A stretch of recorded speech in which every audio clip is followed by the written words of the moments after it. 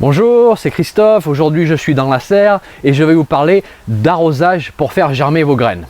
Alors, il est très important de garder votre terreau toujours humide pour que vos graines arrivent à germer d'une manière optimale. Alors, avec quoi on arrose? Eh bien, ça va dépendre de la taille de la graine.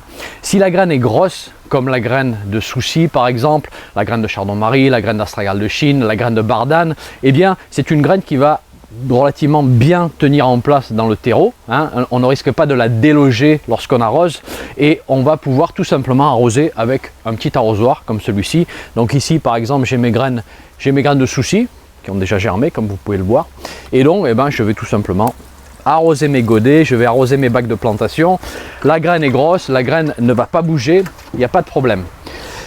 La complexité arrive lorsqu'on commence à parler de graines de taille moyenne, comme les graines de basilic sacré par exemple, ou des graines de petite taille, comme les graines d'épilobes, les graines de millepertuis, les graines de bouillon blanc.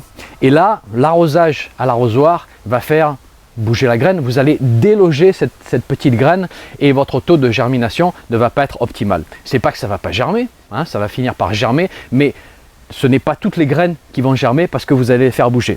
Et pour ceci, il vous faut investir dans un petit vaporisateur, enfin petit ou grand comme vous allez voir. Alors ça commence par du très simple. Voilà, moi j'ai un petit vaporisateur à main, ou petit pulvérisateur si vous voulez. Et donc on va tout simplement pomper pour pouvoir arroser nos graines comme ceci. Voilà, donc là l'eau va tomber dans une pluie relativement fine et vous n'allez pas risquer de déloger la graine. Alors ensuite, si vous faites germer pas mal de graines comme moi, je vous conseille d'investir dans un vaporisateur qu'on peut porter sur le dos, hein, avec des bretelles, qui a une grande capacité. Le mien fait 18 litres, donc il est assez gros. Je le remplis une fois et puis après ça va me faire plusieurs jours. Et là, le conseil que je vous donne, moi, c'est de ne pas lésiner sur le prix. Parce que à mes débuts, j'ai voulu acheter du bon marché. Je devais changer de vaporisateur toutes les saisons, parfois tous les mois, parce que ça ne tient pas, parce que ça va finir par casser. Et puis quelqu'un un jour m'a recommandé la marque Berthoud, qui est une excellente marque française.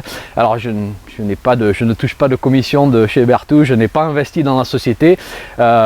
J'ai par contre investi dans un vaporisateur. Celui-ci qui s'appelle le Cosmos 18 pour 18 litres m'a coûté à l'époque, je crois, 120 € et il y a à peu près 6 ans. Donc vous voyez, ça fait 6 ans que je l'ai, il n'a toujours pas bougé et il me permet de faire un arrosage sur des plus grandes quantités de godets, des plus grandes quantités de bacs, et ça permet vraiment, comme je vais vous montrer, un arrosage qui est très pratique et très rapide.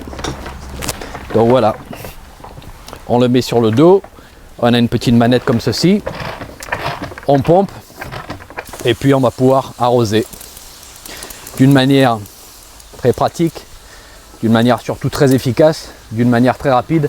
Et peut-être ça vous paraît pas grand chose, c'est peut-être un petit détail pour vous, mais c'est grâce à ces 120 € d'investissement que j'ai réussi à faire passer mes taux de germination, allez, on va dire peut-être de 50% à 80 ou 90%.